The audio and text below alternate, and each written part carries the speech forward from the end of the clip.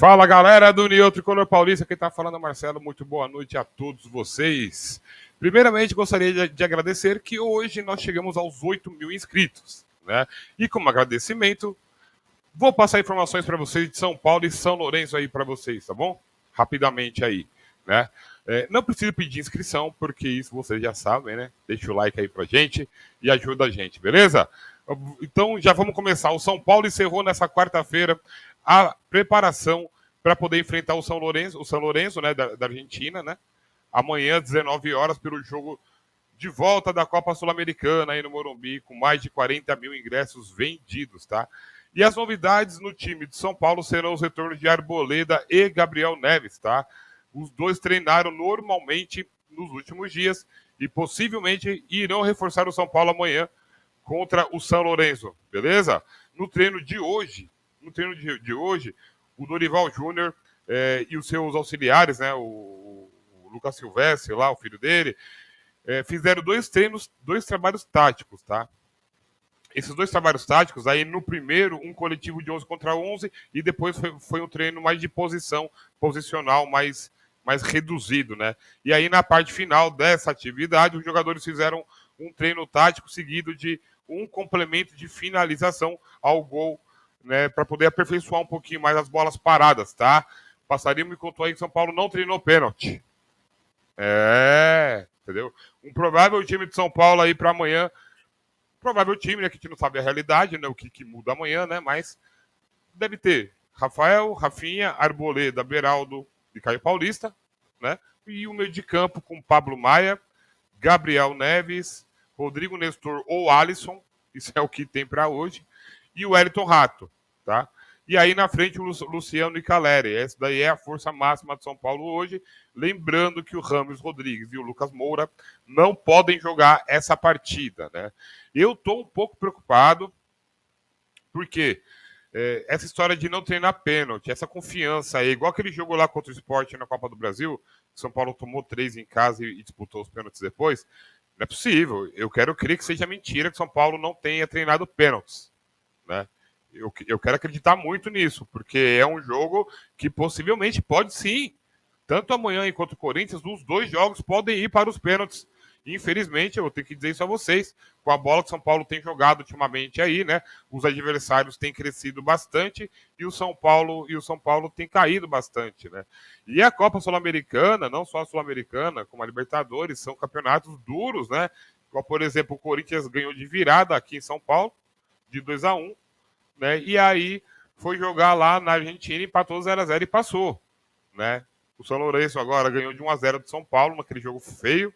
E aí, Deus o livre, mas pode dar um 0-0 e aí dá os caras, né? Aí complica pro nosso lado, né? E eu não consigo ver o São Paulo hoje fora de uma Copa Sul-Americana.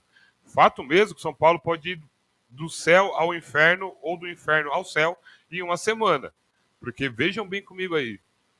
São Lourenço amanhã, aí depois tem Flamengo no Brasileiro. O Brasileiro, Botafogo de abril 30 pontos. Já era. E aí, na próxima quarta, tem o Corinthians. Dia 16 tem o Corinthians, né? Pela Copa do Brasil. No pior cenário, São Paulo ser eliminado amanhã e ser eliminado na Copa do Brasil. Sobrou o brasileiro, que a gente não vai ter mais o que disputar. Então acabou a temporada.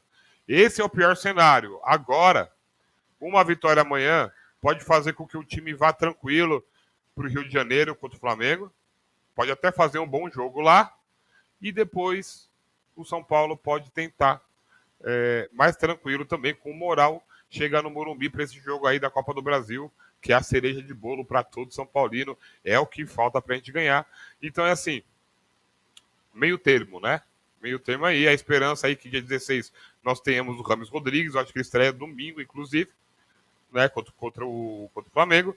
E na Copa do Brasil, nessa fase da Copa Sul-Americana, nem o Rames nem o Lucas podem jogar, né? Eles chegaram agora, então possivelmente se Deus quiser, em umas quartas de finais, os dois poderão jogar, beleza?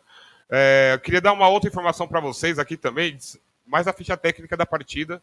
Muita gente pergunta onde que vai passar esse jogo, como que vai ser, transmissão, streaming, não. O horário não ajudou muito, né? 19 horas, né? Muita gente vai acabar assistindo ou via internet né? Ou chegar correndo em casa e assistir, né? Mas esse jogo vai ter a transmissão da ESPN.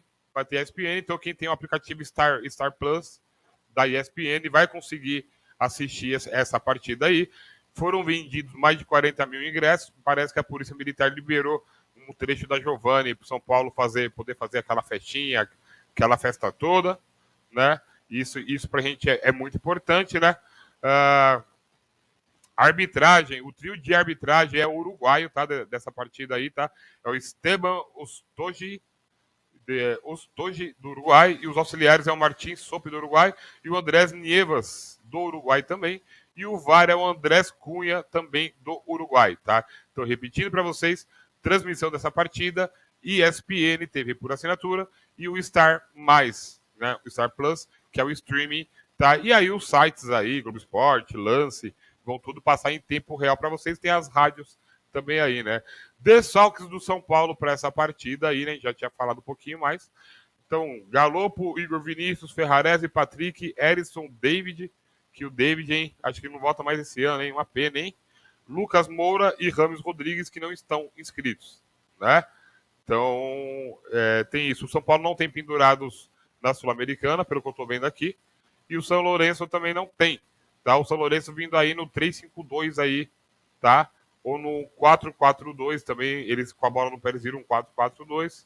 Eles vão vir fechadinho para esse jogo de amanhã, e isso me preocupa, e isso me deixa um pouquinho só preocupado, viu?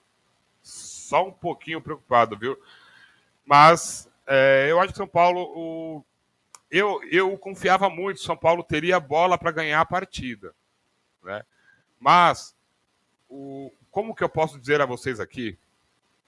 É que os últimos resultados do time de São Paulo não me deixaram muito animado, né? E sim, me deixaram um pouco com o pé atrás. Eu acabei ficando um pouco com o pé atrás aí, né? Então, né, eu acho que não pode deixar virar o jogo para o intervalo no 0-0. Eu acho que se virar aí para um 0-0, eu acho que complica um pouquinho para a gente, tá? Aí o São Lourenço vai vir muito mais fechado, e o São Paulo vai começar no desespero, o Morumbi lotado, a torcida apoia, mas também critica. O São Paulo tem que começar bombardeando, né? Se eu fosse o Dorival Júnior, eu mudaria amanhã, eu faria uma coisa diferente ali.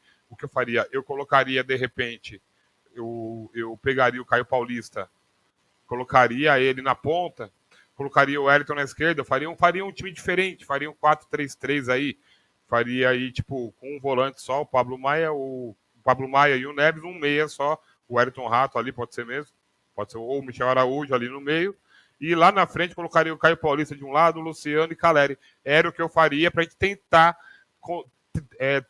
ao menos conseguir alguma coisa, né? Eu acho que é só o que, né? E precisa ir para cima, né? Agora, de novo, a informação que eu tive hoje é de que não treinaram tanto pênaltis assim, treinaram finalizações. Na segunda parte do treino a gente viu que os caras treinaram finalizações, mas a gente não viu os caras treinando, treinando pênaltis. Quer dizer, desde a pandemia, quase ninguém tem acesso aos treinos, e aí a SPFC Play vai lá, coloca alguma coisinha e tal, e tá tudo certo, né? É assim que eles fazem. Hoje em dia é assim, né? Mas, nas casas de apostas aí, a galera tá apostando bastante no São Paulo. Eu, independente de casa de aposta, eu vou apostar no meu time sempre. Vamos passar de fase amanhã. Essa fase ruim, é isso que a gente cobra um pouco mais do São Paulo, né? Uma estabilidade, né? É um time instável. Desde a época do Rogério, é um time instável. Na hora que você acha que tá engrenando, depois não engrena mais. E assim aí começa aquela gangorra, né? Mas isso vai acabar amanhã, a gente vai sair com a vitória do Morumbi, né?